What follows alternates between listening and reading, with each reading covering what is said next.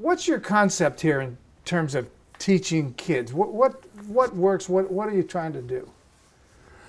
Well, we're trying to get them excited about science because we see science as understanding the world you live in, including even your own body, and being curious about it. Although I would say we also feel like that being curious about the world and finding out things is a good prescription for a happy life, whether or not you should become a scientist. But isn't this what the schools are supposed to be doing in their science classes? Why do we need you to do this? Well, the teachers, a lot of the teachers who come here feel somewhat overwhelmed because they have so many other things to teach, number one. Number two is that they know the standards and that they're supposed to be teaching, but many of them don't have a background that makes them confident in teaching it. And they also realize that there's something special about science, that it doesn't work to just download knowledge. The way, like geography, you could teach the kids all the states and the capitals. And you know, that's just it, that you learn it and that's it. But I think a lot of them, thankfully, really want to give the kids more. And so they look to us, and we're not trying to, our hope is that rather than just doing the job for them, is that we like to think that that eventually it will rub off, and that by supporting them in ways, all the ways we can, that they would eventually become more confident. And unfortunately, most teachers who could be wonderful teachers in other areas, but in science they kind of have this idea that it's just this enormous amount of inaccessible knowledge about obligate anaerobes and adenosine triphosphate transit. And it's just like, oh my God, you know, I'm not going there. And so it's, you know, I don't blame them, because I was myself that way before I realized that it's not about words. It's about, you know, it is like, it's about your imagination, about enjoying just being able to understand how things work a little bit, even in a small way, and then expanding. There are about 650 so-called science centers around the world. Places like the Exploratorium, and Academy of Science, and so forth. How is what you're doing here different from those institutions? Well, I would say that what we're excited about is the idea, some people say less is more, is that I've watched kids that go to very large science institutions, and I think that they see a lot of stuff, some of which is very interesting and fascinating, but I think there's this kind of something that's missing that I find in our science centers, you know, not that we're the be-all and end-all, but I find in our science centers when it's in a neighborhood and it's familiar stuff and nobody's going to get worried if they drop something or touch something, because we accept that as part of life, is that things do break and nothing lasts forever. So let's just get on with what's really important. You know? And I find that the bigger institutions get, the more they get this kind of like, you know, we're trying to be the world's answer to whatever. This idea that small is, in some respects, better than big. I mean, what's the problem with big, as you see it, with some of the science centers? Well, one problem is money. What I've observed is trying to get bigger. You basically, what's happening in San Francisco, I think, is there's this rush to go to the millionaires, or in our case, actually billionaires coming out of Silicon Valley now, which isn't a big. And so in order to be in that market, you have to create things that are like awesome and impressive in a sort of traditional way. These huge glass steel structures and just something enormous. And I think that, well, for example, the Exploratorium has this $300 million capital fund.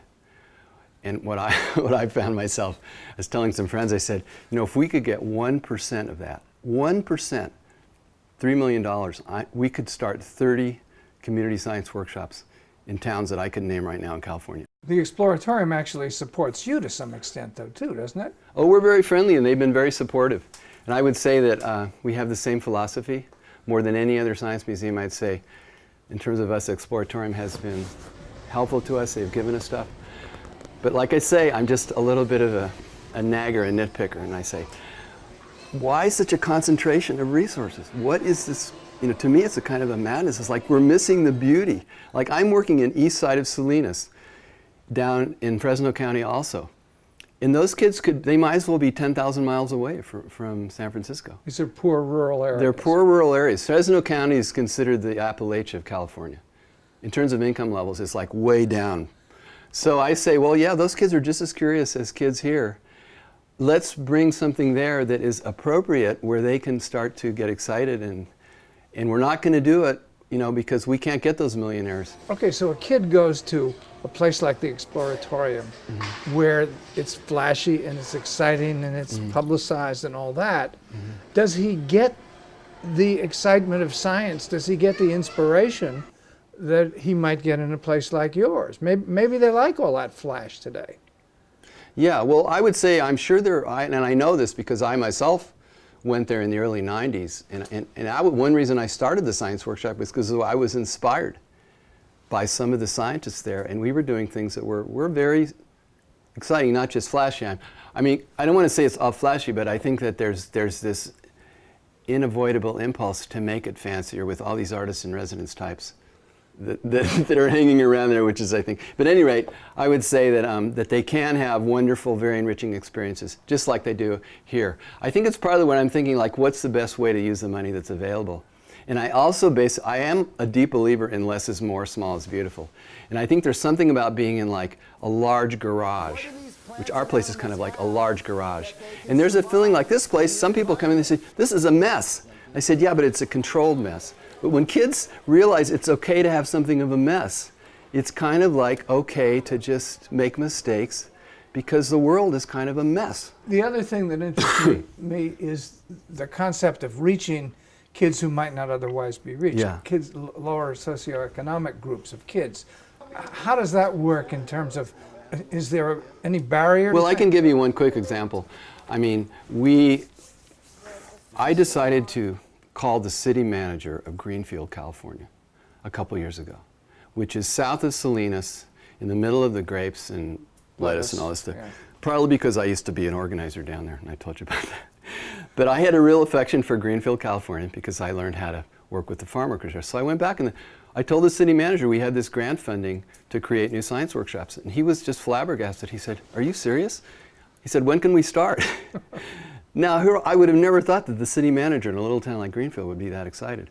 And it turned out they were able to give us the city hall, which they were getting a new city hall in South Monterey County. So we are in this city hall. They're reaching kids, most of whose parents never went beyond probably 6th grade, because they're all just farm laborers. And so the kids are really the first generation of kids that has even a shot to go to high school. And I just think we want to talk about and let them discover things and not hit them with a lot of the way science is traditionally taught. So it's a challenge to us to get out of that box, which I think a lot of the science museums, certainly the Exploratorium, have really been good at that. Do you think, though, that a larger organization like the Exploratorium or whatever reaches that socioeconomic group, or are they left by marginally? I know they're trying to. I don't think you reach them on the web. I don't think you reach them by having coming to the Metropolitan Cultural Center, to the great new. I'm sure I know they're trying to do outreach, and I applaud them for that. I definitely think that the other California, which consists of most of California away from the coast, whether it's Coachella or San Bernardino down there, or whether it's Fresno County or Salinas, definitely for them, like I said, it might as well be on another continent. They're not going to, because those parents never look on their websites and all the downloads on the website. So I think that's where the bricks and mortar idea that we're trying out is really essential, to have it right there, and then have people, and you can train people, because people do, if you do it right, people get excited. I don't care what their educational level is. So the context for this story, and for anything like this, is that this country is very worried that it isn't going to produce enough scientists and engineers and so forth. Mm-hmm. Where does what we're talking about here fit into that? I'm actually not so concerned about that problem. To me, someone who's going to become one of those things, the scientist or the engineer, is someone who's going to enjoy, like Hewlett and Packard and the Apple guys and Bill Gates. They were tinkering in garages, and they developed their self-confidence about figuring stuff out using their imagination and problem solving. So I would say the goal of our science workshops is to provide that kind of experience that is generally not available because these kids don't have garages or anything like that, and their parents don't have time to even show them how to drive a nail. So that, I would say, that's a connection. The other part I would say is that I'm more concerned about, I guess, our possible role in producing healthy, happy human beings so that ours is a better society. I think one result of that will be we'll have people excited about science, because one way they're becoming happy and healthy is getting more confident about understanding things. And a lot of them are just like, they never get off of the devices and the Facebook checking and all this stuff, and it's like they grow up and they can't do the simplest things.